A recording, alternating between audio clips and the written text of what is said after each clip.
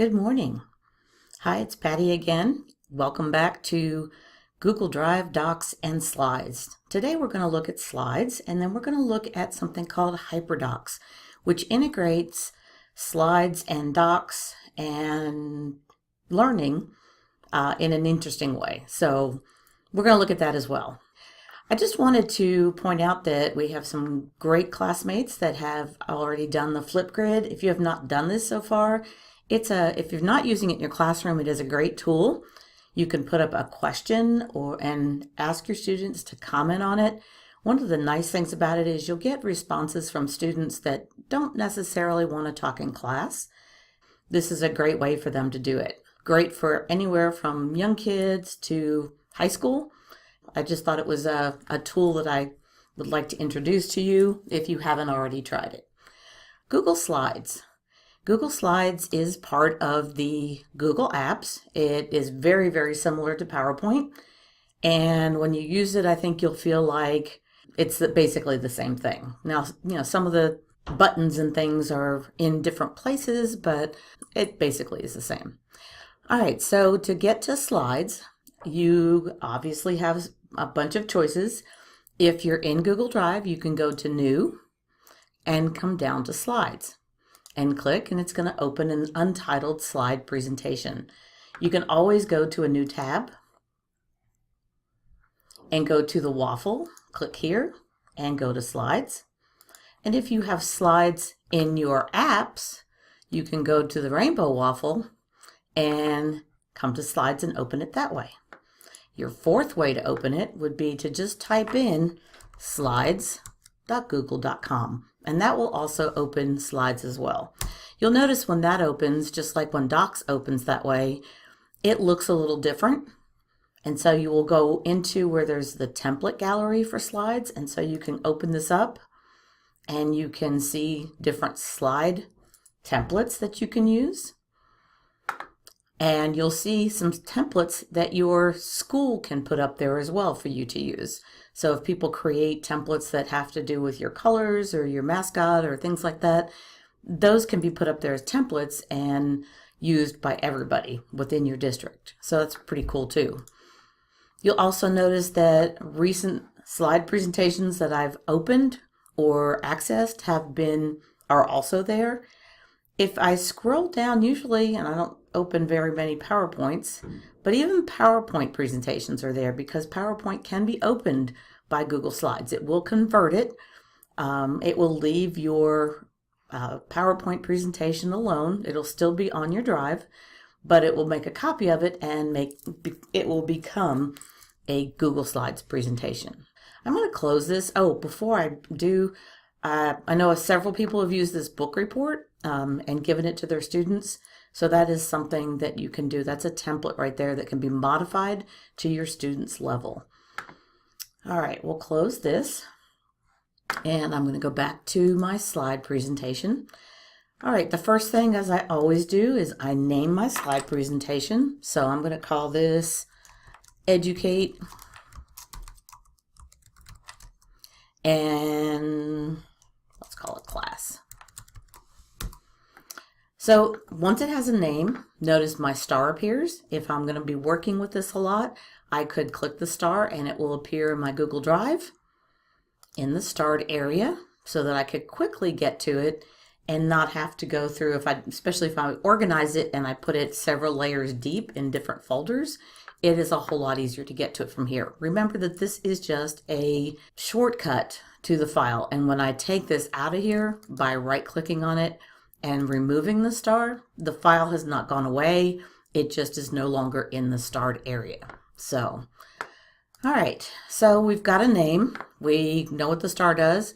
And we could also file this, and it's a good habit to get into, to go to here once you create a file, and then put it wherever it is that you want it to live so that you can find it again. It's kind of like a filing cabinet, as I think I've mentioned before. You can have a whole stack of papers and things that need to be filed sitting next to your filing cabinet. And if you don't put them in the filing cabinet in their folders, it kind of gets to be hard to find anything. So make it a habit of going to the folder and putting it where it belongs. I'm going to be deleting this because it's just for a presentation, and so I'm not going to do that at the moment. So, but that's there for you. All right, you'll notice on the right-hand side that I have themes. And so these are some of the themes that come with Google Slides, and I can pick any of these that I want. But you'll also notice down at the bottom that I can import themes. And so it will bring up just about every slide presentation that I've ever saved or looked at or anything that's on my Google Drive. But then you can go to Slide Carnival, I think it's called. Let's look. And at Slide Carnival, you've got a whole bunch of slide templates that you can use with Google Slides. And so you'll come down here and, well, across the top is probably the best place. You'll go to look at the different areas, and let's say I want something playful. I can click here, and then I can kind of scroll through.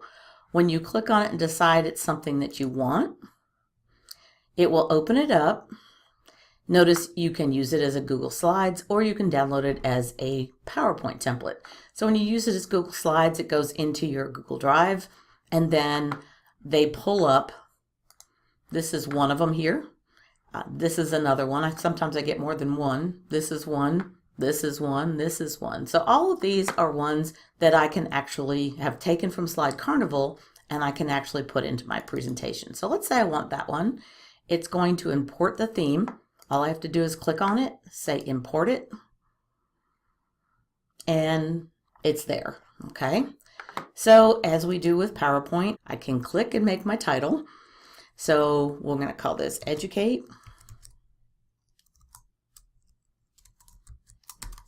Can't type this morning. Now let's take off the hashtag. What is Kate? Okay.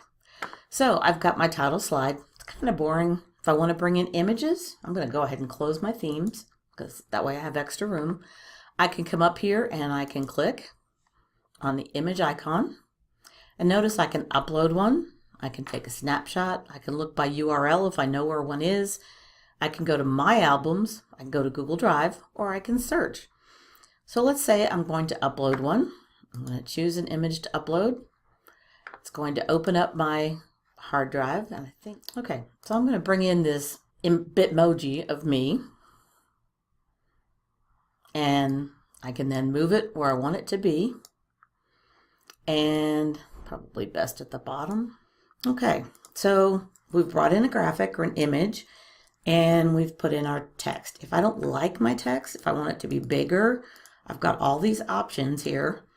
I can click, and all of the fonts that I have loaded into Google are here. But notice again, I've got more fonts down here. Click on this and I can add more. If you don't find what you want and you need something different, go ahead and scroll through. Remember that to add it, all you have to do, see if I can find one I like. You're probably saying, take that one, take that one. That one's kind of cool. We'll say okay, and it's actually going to default to that one once I load it. If I still don't like it, I can change it. I can change the size, whatever I want. So I'm making it bold, and we'll leave it black, but I think I'm going to move it. So notice when I drag it, I get a red line when it's in the middle. I really like that feature. That way I can line things up a little bit better.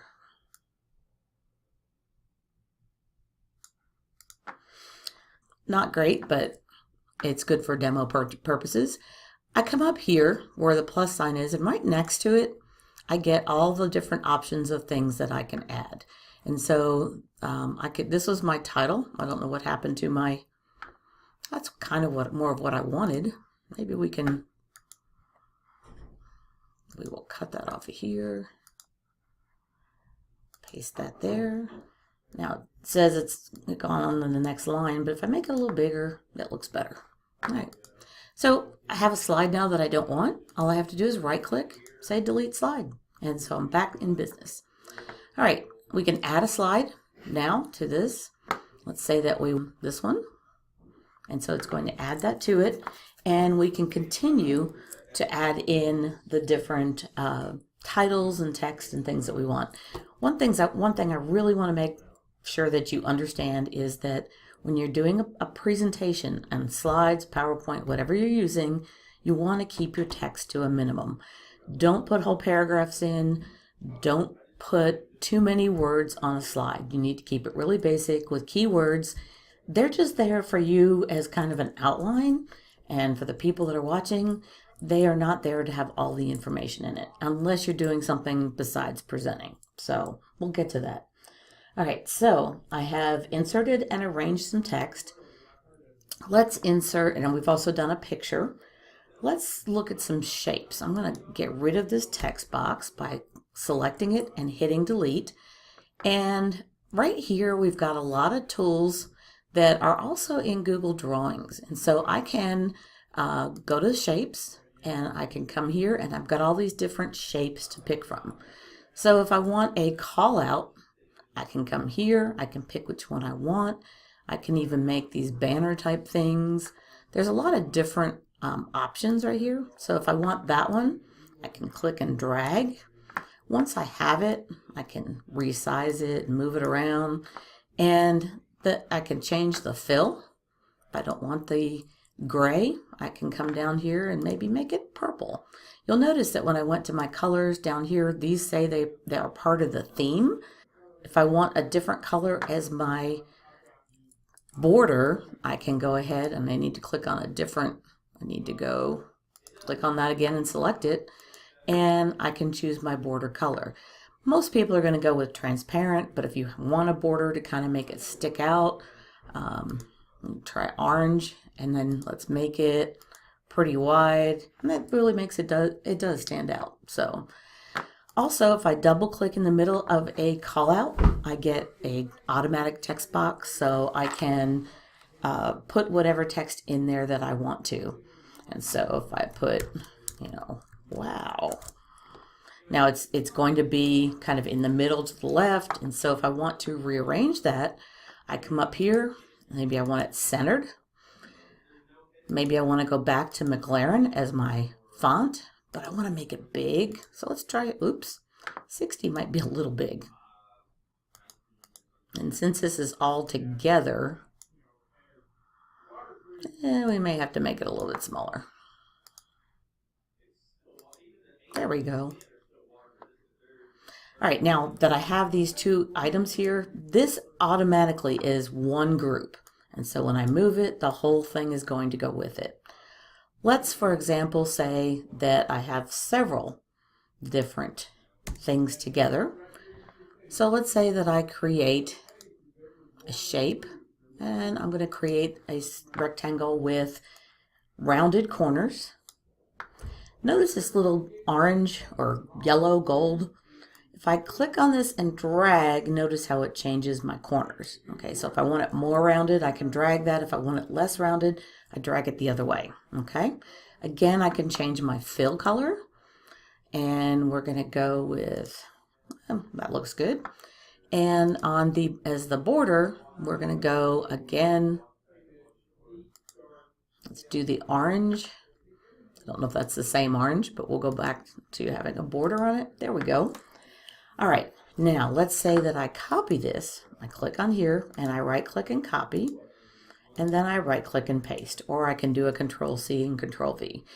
Let's change the color of this one so that it's going to be like a shadow effect behind it. Let's make it a lighter. That might work. And we're going to go up to the top, and where it says arrange, we are going to send it to the back. Okay, so now I have two, and if I want this somewhere else, I might want it up and over. So you can play with that. It's a little far on the right to kind of give it a two-dimensional effect. Now, we've got two shapes there. If I hold down my Shift key, I can select both of those. So once they're selected, I can go up to Arrange, and I can go to Group, or you can follow the shortcut keys to do that. Now when I move it, the entire thing is going to move. Now if I want text in there, this is not an automatic text box, so I have to click the text box and click and drag. And I can go and change my, we'll go back to, let's try railway and make it 36.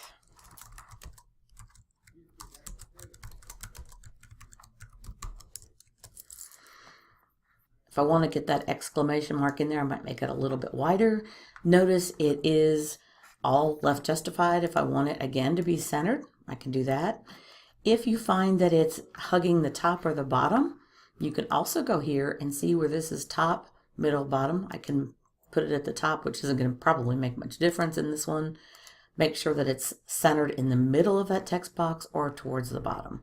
And then I can kind of make sure you get the four-headed arrow when you go to move it. Kind of move it around until I'm happy with it. Now, if I wanted my text to be a different color, I just come up here next to the text, and I can either do highlighting or text color. And so we're going to make this, let's make it a lighter color. Yeah, we'll go with white. How's that? Kind of stands out a little bit better than the black. All right, so that's using some of the drawing tools. We still have lines. We can do lines and arrows. So if I want an arrow to point, here, notice it's backwards. All I have to do is click on the little circle, bring it around. Yes, it's on top of what I need. It's not where I want it. And this is where it can get tricky. I moved the wrong thing. Okay, even the best of us. Move that, put that back. You have to get that four-headed arrow, remember? Come on, there we go. Okay, so if this needs to be pointing at this call out here and I want it to be bigger, again, I can change my line color. Let's make it green and let's make it pretty thick. That's a little too thick. Oop, wrong one. Okay. So, you've got color, you've got call outs, you've got shapes, things you can work with, and you can move around. So the drawing tools actually are very, very similar to the ones that are in Google Drawings. Now I'm going to add another slide. I want it to be pretty empty, so I'm going to go ahead and do this.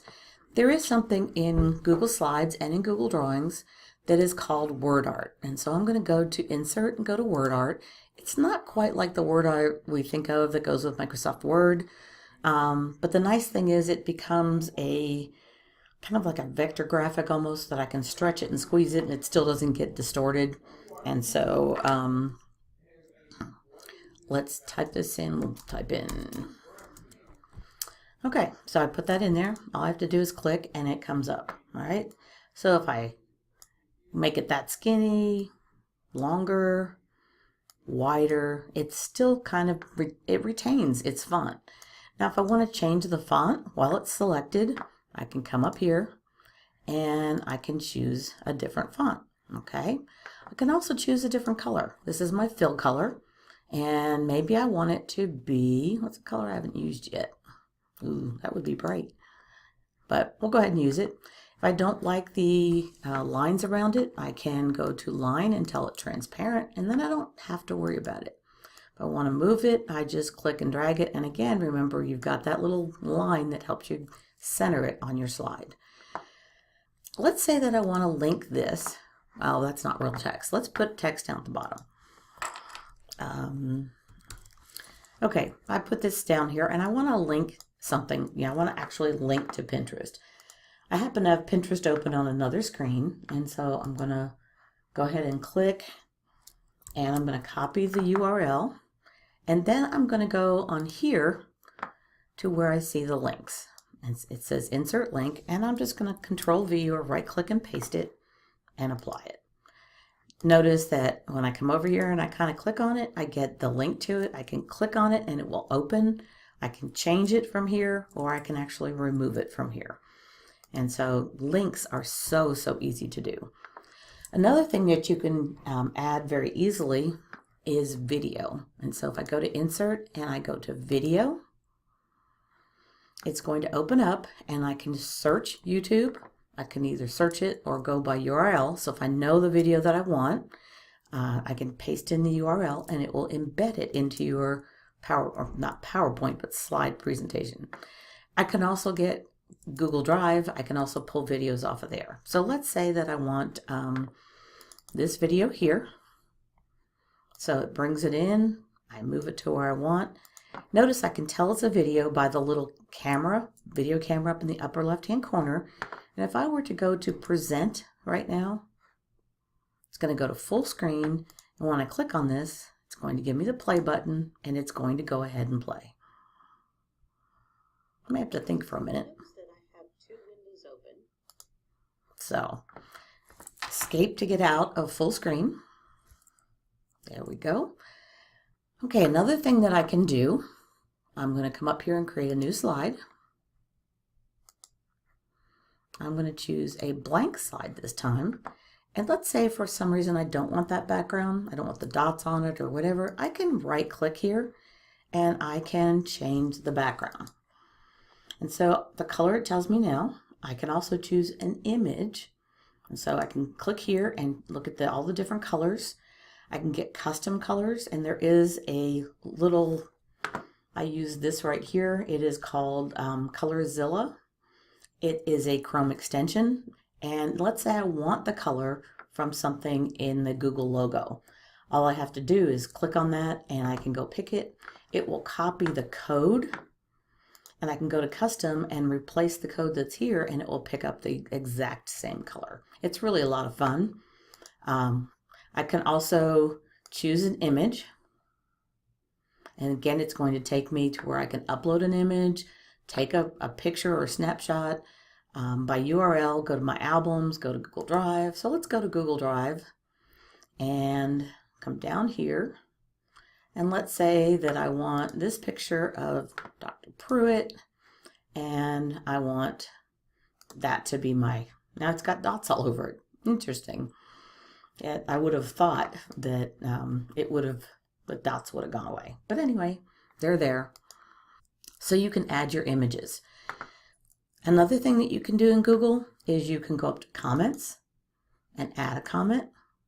And maybe I want to comment that this is Dr. Steve Pruitt. And so that would be there for whoever wants to see. Now I could also always put a text box in there. I could make it a solid background, put a rectangle or something underneath it. And then I could put text on top of it so it wouldn't get lost in all the things going on in the room, but it's also okay to put it there. One of the things I like to do when you do a group slide presentation is let other students, comment on each other's slides. I also wanted to point out that I have Poll Everywhere here. This is an extension. You add extensions. This is it right here. But once it's added, it actually puts this little menu here. Remember, to get extensions, you go to the Rainbow apps over here. And I would go to the web store and I would type in poll and I would click and this is where I would click to add it. Now I've already got it, so I can't add it. And so I'm going to close that. So let's say I want to add a poll. Now I would have to go into Poll Everywhere, and we've got another video in our YouTube library on how to do that. But I can insert, and I'm going to do a blank because a poll takes up a whole page. I'm going to move this down to the very end wherever I want my poll to be. And then I can go to Poll Everywhere and I can either create a new poll. So you can create it right from here. You can insert a poll or a survey that you've already done, or you can log out of Poll Everywhere. Now, if you're not logged in, it will prompt you to log in. So you need to have an account. So I'm going to put in a poll. And I've got several here, so I'm just going to choose one. So I'm going to choose this one that was never used before, and I'm going to click Insert. Okay, now you notice that it's here. It will not be active until you're actually presenting. And so when you're presenting, click Present. It's going to come up, takes it a second, and it's going to tell you that you can go to pollev.com/pdpriest. Or you can actually text the word PD Priest to this number. This is like your phone number. And so kids can use their phones, they can use their laptops, they can use a tablet, they can use a Chromebook. And they would then, this is actually one that would create a word cloud. And so you would answer the question by typing in words or a couple words together. And the more it's typed in, of course, the bigger the word's going to get within your word cloud. So it's a lot of fun. So I'm going to press escape and get out of that, but that's just something else that you can add. All right, the last thing we're going to go over on slides is how to share. It's the same as what we've done before. Click the big blue share button, enter email addresses to share, or go to get a shareable link. When you get a shareable link, make sure you change, if you need to, the actual who can use the link. So I want anybody with the link to be able to get it. Now within your school, it's fine to share it this way. So I would give them rights as to what they can do with it, whether you want them to edit, view, or comment. Commenting is always a good thing when you share it between students, and allow them to comment on each other's work. So I can save this and copy the link and say done. And then I can go to my email. I can go put the actual link up and have them copy it. Although if I was going to do that one, I'd shorten the link so that it wasn't quite so bad. But you can put the link into presentations. And let's say that I wanted it to be, part of this. And so I could paste it in there. It's a very long link. And so I can click apply. You really don't see any difference, but when you're presenting, if you click on that or hover over it, you'll know that it's a link. Okay? As part of your assignment for this week, you are going to be going to this presentation, that one, and you are going to look at what can you do with Google Slides. One of the things that I'm a real advocate of is using Google Slides for something besides presentations. Now we think of it as a presentation tool, and it is, but it can be used for so many different things. I'm going to show you a couple ideas, and then we're going to actually go to slide 2. It says, Google Slides, it's like PowerPoint, right? Yeah, it is. So you're saying that I can do more than presentations with slides, and that is true. Okay, my first idea is to make a book. So you've got each slide can become a page. One of the neat things in slides is you can go to File, Page Setup, and you can change the size to custom and change it to any size you want. So if you want it to be a 10 by 10 inch, or you want it to be 11 by 8 or 8.5, whatever you want, you can actually change it to. So you can make a custom size. Another neat thing is you can add pictures, you can decorate your book, you can write your words. Now we talked about voice typing in Google Docs. It doesn't voice type in here exactly.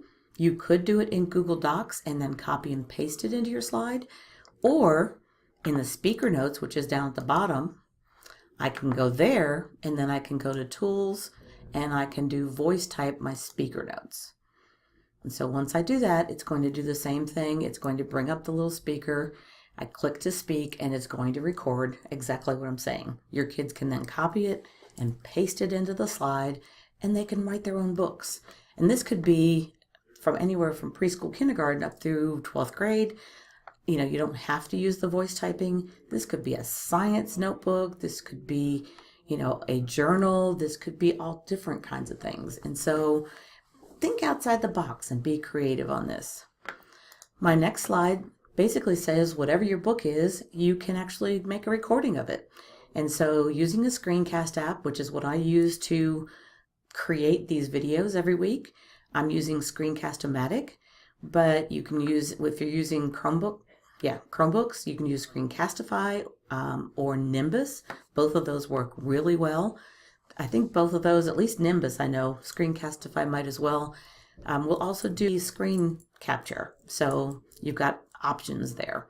So having a kid, especially in elementary school, but even into middle school, where you're watching their improvement in reading, you can have them read their book and then they can share it with mom, dad, people in the classroom. They can put it then, on a website, a Google site, and share it with the world. And amazingly, when they're doing something for not just you as the teacher, they tend to do a little bit better of a job. Don't know why, but that's true. Okay, the last one, I already kind of mentioned this. Use it as a science journal. Just add the words and pictures of what you've done in your experiment and, kind of wait for the reaction. So, all right, your assignment is to find an empty slide. So down below here, there are some empty slides. And if there's not an empty slide, just add one. Okay, go all the way down to the bottom, put your cursor so you can see that black line, and then just go up here and add. Pick whichever layout you like and go ahead and add the slide and just add your information. Now these slides have numbers on them just because I started out numbering mine, but you don't have to add the number. You're going to find an empty slide. Most of them, like I said, have a number on them, and add your own idea. Be creative and kind of decorate your slide. Don't just put some words on there and turn it in. Let's, put some thought into this and be a little bit creative. Think outside the box. Think outside of presentations, okay? Next slide, it says if there's not an empty slide, to please duplicate one. That's another way you can do it. Right click on it.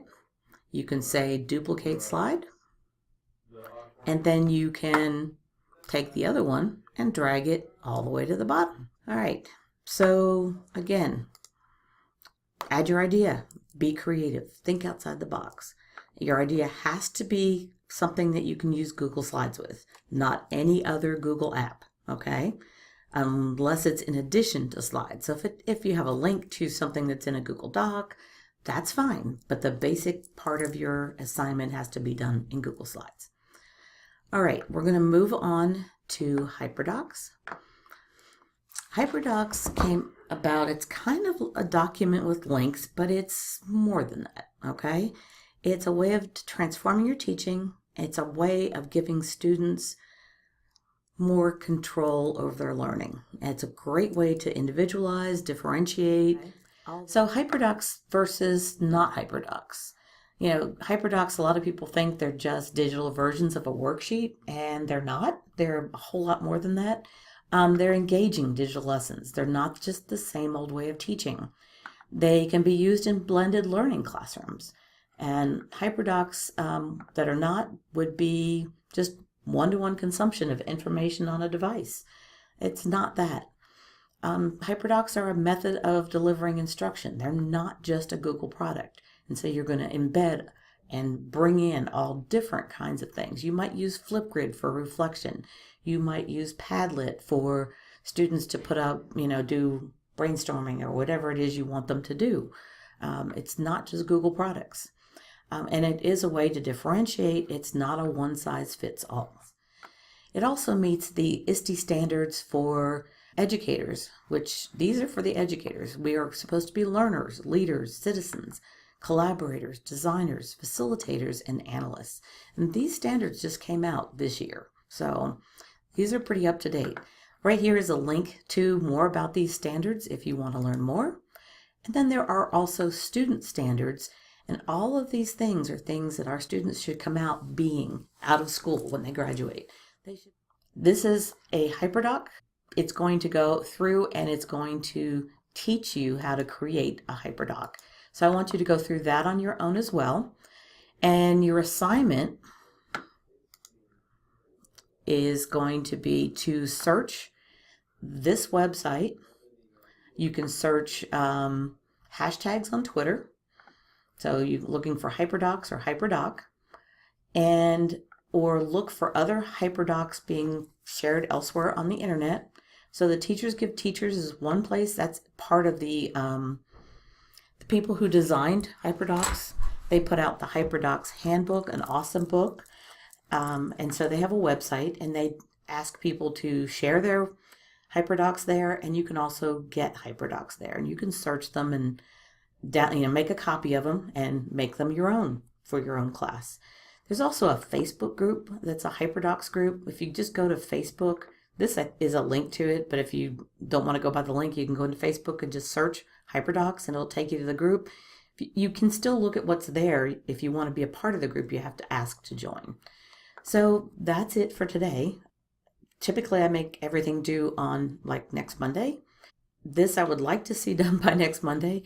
But in order to get your PD credit, you have to have everything in by a week from this Friday. And so if I look at my calendar, this Friday is the 22nd.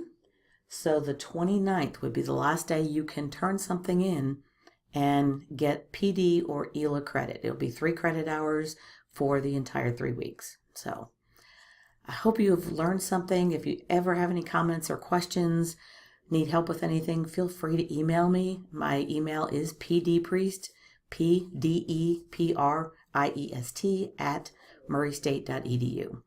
Have a great week, and I look forward to seeing you in other Educate classes.